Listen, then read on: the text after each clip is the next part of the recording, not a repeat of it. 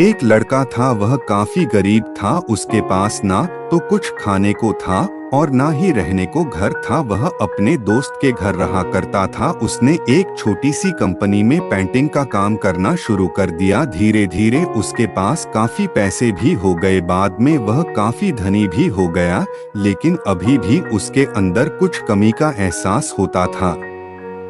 जब वह छोटा था तभी उसके माता पिता इस दुनिया से चले गए थे। उसने कभी प्रेम को नहीं जाना था। एक दिन जब वह अपने किसी काम से बाहर गया था तो उसे एक लड़की दिखी जो कि काफी अच्छी और खूबसूरत थी। उसको देखते ही इस लड़की को उस लड़के से प्रेम हो गया। वह काफी देर तक उस लड़के को देखती रही। कुछ देर बाद वह लड़की वहां से चली गई। कुछ दिनों तक यह लड़का उस लड़की को खोजता रहा, लेकिन वह लड़की न मिली। लेकिन नियति ने उस लड़की से इस लड़की को मिला दिया। वह लड़की इस लड़के के घर काम की तलाश में आई थी। लड़के ने लड़की को तुरंत घर के काम के लिए रख लिया। जब वह लड़की इस लड़के इस मिलने आई थी तो उस समय इस लड़के ने कुछ शब्द भी साफ से नहीं बोल पा रहा था, जिससे लड़की को लगा कि यह लड़का गूंगा है। लड़का भी जान गया था कि यह लड़की हमें गूंगा समझती है। इसके साथ ही साथ यह लड़की समझ गई थी कि यह लड़का इस घर का नौकर है, ना कि मालिक है। अब जब भी यह लड़का उस लड़की के पास जाता तो गूंगा बन जाता है।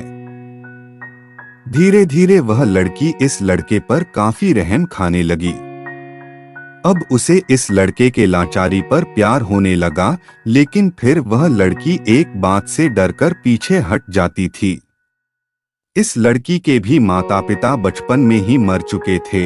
इस लड़की को इसके चाचा ने पाला था और वह चाहता था कि वह जब तक जिंदा रहे यह लड़की उसके खाने और पीने का पैसा दे। लड़की का प्रेम हद से भी बाहर जाने लगा। लड़के के एक खांसी पर भी वह लड़की दौड़े उस लड़के के पास पहुंच जाती थी। अब लड़का भी समझ गया कि इस लड़की को मुझसे प्रेम हो गया है। लड़का भी बहुत ज्यादा उस लड़की से प्रेम करता था। उसने पहले लड़की के बारे में सब कुछ पता किया। जब उसे सब पता चल गया तो वह बहुत रोने लगा, क्योंकि उसने गूंगे होने का झूठ बोला था।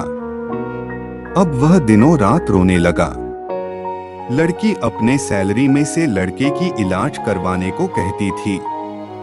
एक दिन सुबह ही उस लड़की को पता चला कि वह लड़का हॉस्पिटल में भर्ती है।